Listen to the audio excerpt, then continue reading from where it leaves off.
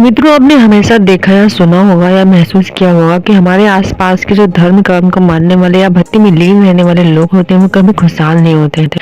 जितने कि दुष्ट और अधर्मी लोग रहते हैं, मगर कहीं ना कभी हमारे दिमाग में ये सवाल जरूर उठता होगा कि हम अच्छे लोगों के साथ में ही भगवान बुरा क्यों करते हैं। मगर आज के जनमानस इस रहस्य को नहीं जानते हैं।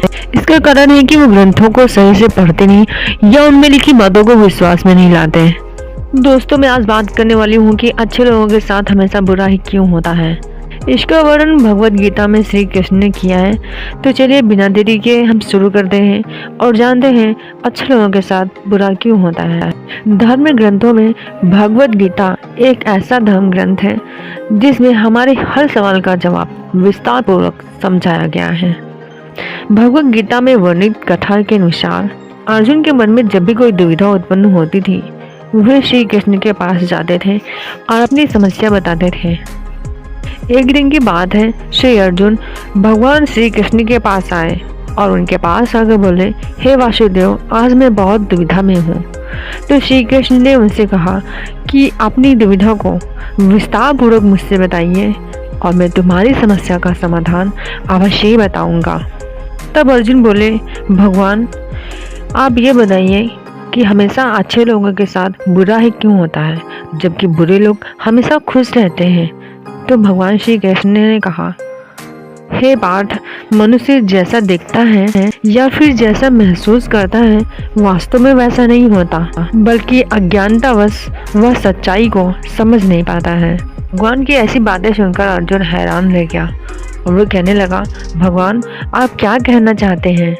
भगवान श्री कृष्ण जी कहते हैं कि मैं तुम्हें एक कथा सुनाता हूँ और जिसके सुनने के बाद तुम समझ जाओगे कि हर इंसान को उसके कर्मों के अनुसार ही फल मिलता है। अर्थात जो बुरा कर्म करता है उसे बुरा ही फल मिलता है और जो अच्छा कर्म करता है उसे अच्छा ही फल मिलता है।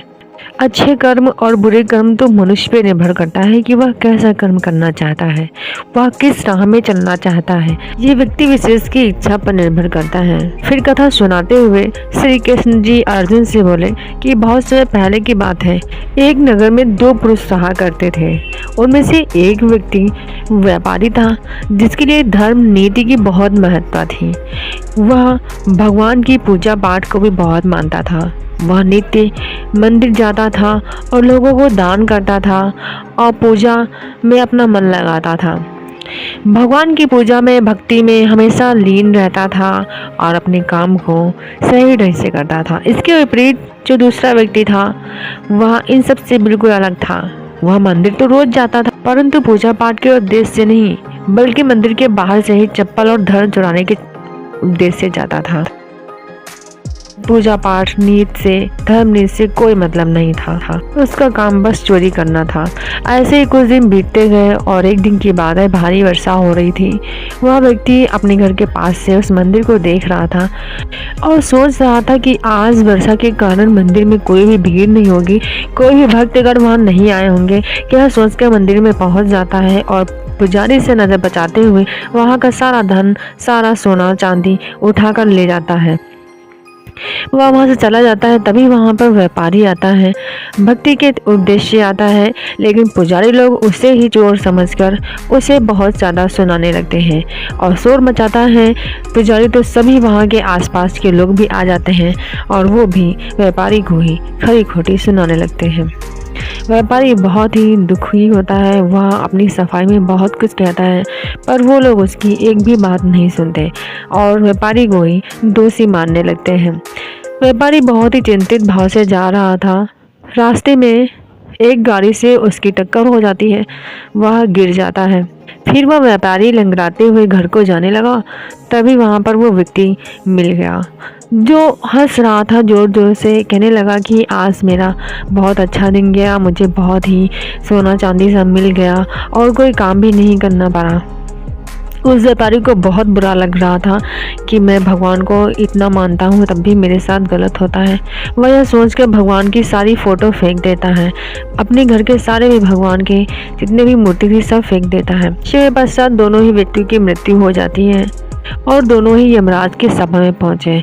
उस व्यापारी ने उस व्यक्ति को अपने पास देखकर बहुत ही अच्छे कर्म करता था, पूजा पाठ और दान धर्म में विश्वास करता था।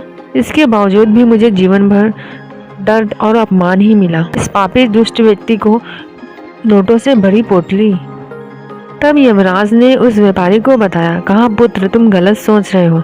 जिस दिन तुम्हें गाड़ी से टक्कर हुई थी वह दिन तुम्हारी जिंदगी का आखिरी दिन था, लेकिन तुम्हारे अच्छे कर्मों की वजह से तुम्हारी वह मृत्यु छोटी सी चोट में बदल गई। और इस दुष्ट व्यक्ति के बारे में जानना चाहते हो तो पुत्र दरअसल इसके भाग्य में राजयोग था, लेकिन इसके दुष्कर्म के कारण इसका राजयोग धन की पोटली में बदल गया। श्री कृष्ण जी अर्जुन को कथा सुनाने के बाद कहते हैं कि पार्थ, क्या तुम्हें अभी भी किसी प्रश्न का उत्तर चाहिए? ऐसा सोचना कि भगवान अच्छे लोगों के साथ बुरा करते हैं तो वे गलत सोचते हैं। यह बिल्कुल भी सत्य नहीं है, क्योंकि भगवान हमें किस रूप में क्या दे रहे हैं ये हमें बिल्कुल भी पता नहीं चलता। आप जब अच्छे कर्म करते हैं तो भगवान की कृपा आप पे सदैव बनी रहती है। इस कहानी से हमें ये पता चलता है कि हमें कभी भी अपने अच्छे कर्मों को बदलना नहीं चाहिए।